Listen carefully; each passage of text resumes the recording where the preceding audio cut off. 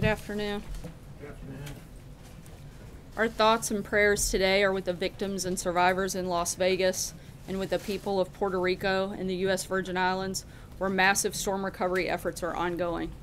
The President will be flying to Puerto Rico tomorrow to view the devastation, and he will assure the people there that we are with them 100% today and for the long haul. Puerto Ricans have shown incredible resilience, and we are fully committed to helping them rebuild their lives. Last night, thousands of our fellow citizens endured what the President has rightly called an act of pure evil in Las Vegas. The President has ordered our flags to half-staff, and to further honor those lost in the attack, we will hold a moment of silence on the South Lawn this afternoon at 2:45 Eastern Time. The President will visit Las Vegas on Wednesday to grieve with the friends and family of the victims, to offer his support to those recovering from their wounds, and to thank the courageous first responders. In the coming days, this attack will directly impact communities all over our country, whose residents were visiting the entertainment capital of the world to attend a concert. One man, 29-year-old Sonny Melton, had traveled from Tennessee to Las Vegas for the concert with his wife, Heather. When the bullets began raining down from above, Sonny shielded her from danger, selflessly giving up his life to save hers. They'd been married for just over a year. Others risked their own lives to save people that they had never met. Mike McGarry of Philadelphia laid on top of students at the concert to protect them from the gunfire. They're 20, I'm 53, he said, and I've lived a good life. Lindsay Padgett and her fiance, Mike J., fled for cover during the attack and immediately returned to the scene with their pickup truck to help transport the wounded to nearby hospitals. Gail Davis, who was attending the concert with her husband, said she owes her life to a brave police officer who instinctively served as a human shield, protecting her from harm.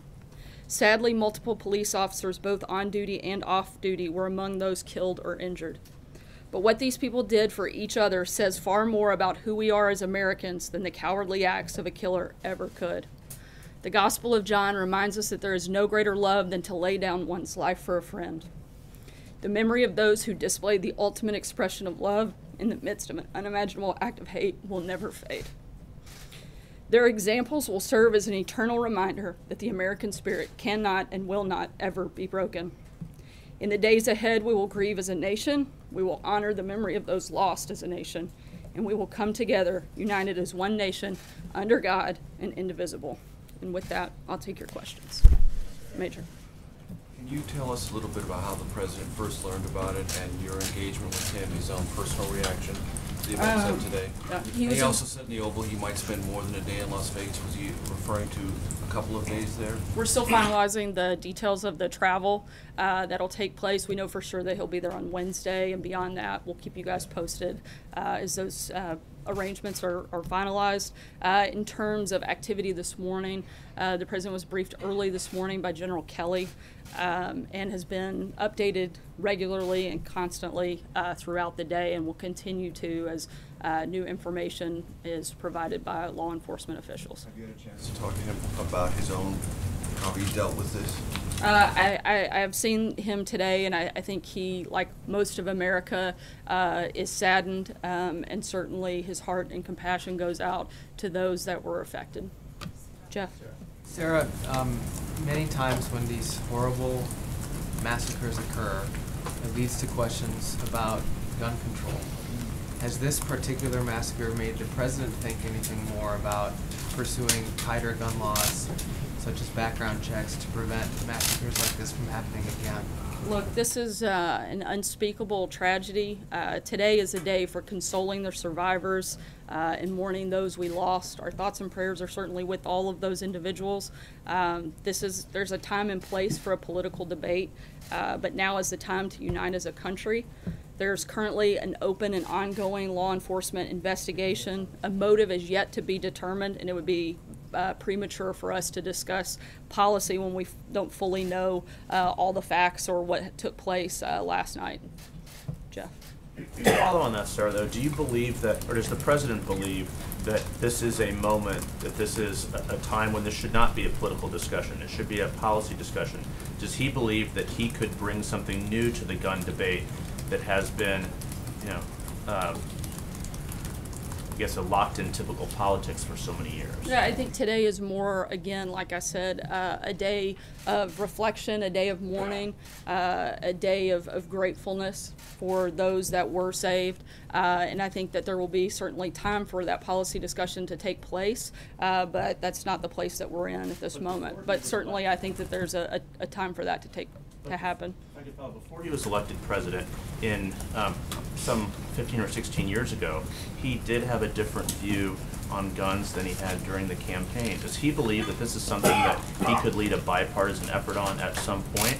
And at what point would that be appropriate? I think that's something that we can talk about in the coming days and see what that looks like moving forward. I think one of the things that we don't want to do is try to create laws that won't create or stop these types of things from happening. I think if you look to Chicago, where you had over 4,000 victims of gun-related crimes last year, they have the strictest gun laws in the country. That certainly hasn't helped there. So I think we have to, when that time comes for those conversations to take place, then I think we need to look at things that may actually have that real impact. Matthew.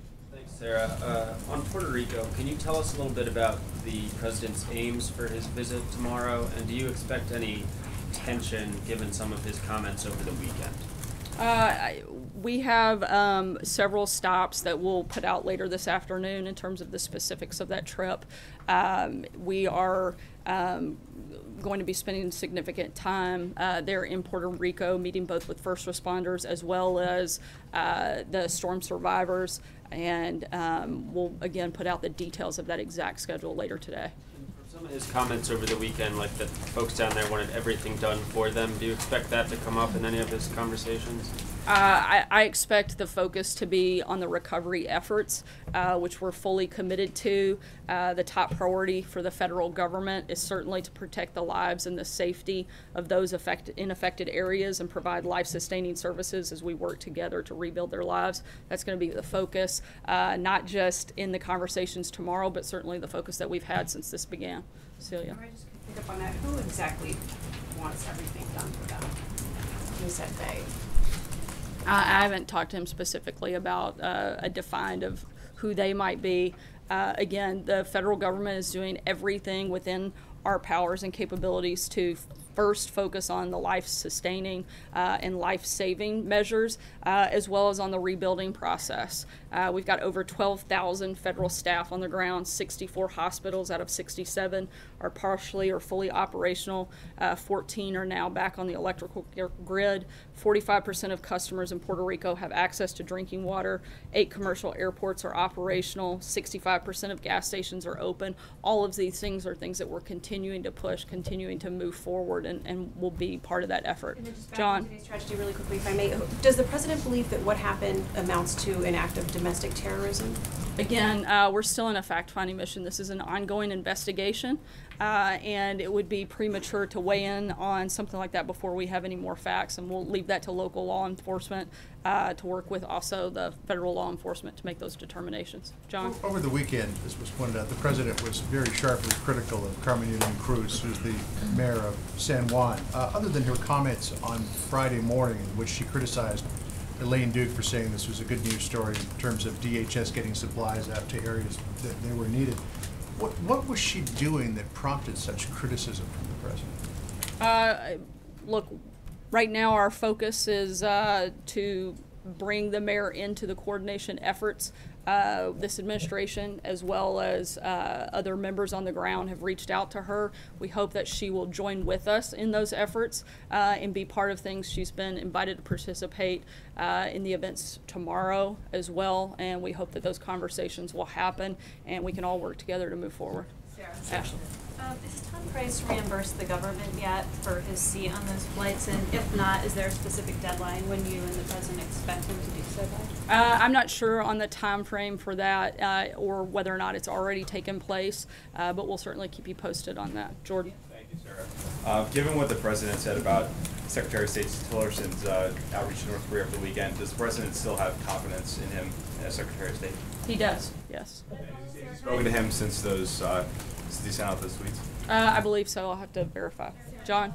Thanks a lot, Sarah. It's a very sad day in this country, as you mentioned at the top, as the president said in his remarks. He said that when he goes out to Las Vegas, he's going to meet with first responders and, in addition to that, families of the victims that were impacted by this. What's the message to each of those groups when he goes out there? Look, I think it's very simple to say that his goal is simply to be there to show the support of people from around the country and to stand united in not only this act of evil, but against all acts of evil. And I think that was clear in the president's remarks today, and something certainly that you'll see from his visit on Wednesday. Jessica. Sarah, thank you. And following up on the tweets about the DPRK over the weekend, the president tweeted, "Save your energy, Rex. We'll do what has to be done." So is it the stated position of the White House that you're trying to get back to talks, or have you given up? No, this is, we've been clear that now is not the time to talk. The only conversations that have taken place or that would be on bringing back Americans who have been detained, like that with Otto. Those were the type of conversations that this administration was willing to have. Beyond that, there will be no conversations with North Korea at this time. State talks about there are 3 Americans still detained in North Korea. Lines of communication with Pyongyang, that's what you're primarily using it for. You're not using it to try to that measure whether they're that would ready be to the talk. only reason for us to have conversations with them at this time. Helen. Sir, can I follow on that? I also asked about today, but does the president believe diplomacy then is not worth pursuing in North Korea? There's a difference between talking and putting diplomatic pressure. We still strongly support putting diplomatic pressure on North Korea, which we're continuing to do, but now is not the time simply to have conversations with North Korea. We've encouraged all of our allies and partners to do more, and we're going to continue to keep all options on the table when it comes to that. Stephen? The activities of today as well, you talked about how now is not the time to get into a gun control debate or to talk about policy. After the Orlando shooting, the president that day was out on Twitter talking about policy. He was talking about his travel ban. So when, for example, Senator Chris Murphy says it's time for Congress to get off its ass and do something, does the president agree? I actually agree with them that Congress should get up and do something. I'm not sure that it's specific to that, but I think Congress has had several months of doing very little, and we'd like to see some actual legislation come through. What would the president like to see Congress do is the question I want to get at. Again, we haven't had the moment to have a deep dive on the policy part of that. We've been focused on the fact that we had a severe tragedy in our country, and this is a day of mourning, a time of bringing our country together, and that's been the focus of the administration this morning. Orlando, though, Sarah, when at that day he was talking about the travel ban, saying he didn't want congratulations, essentially. Why is There's a difference now? between being a candidate and being the president. I do want to ask, because before last night's massacre, a bill was advancing through the House. Republicans cleared it through the House Committee on Natural Resources that would, among other things, make it easier for people to buy silencers.